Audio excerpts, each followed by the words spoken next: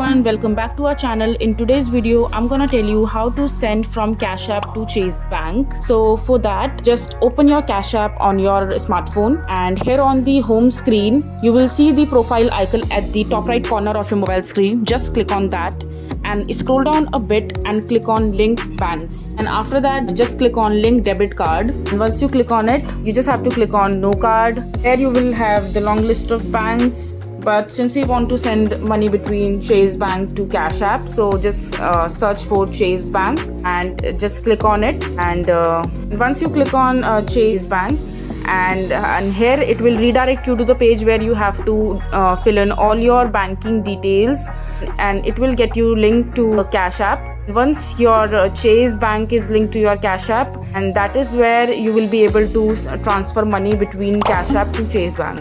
If you find this video to be helpful, make sure to like it, and I'll see you the next time.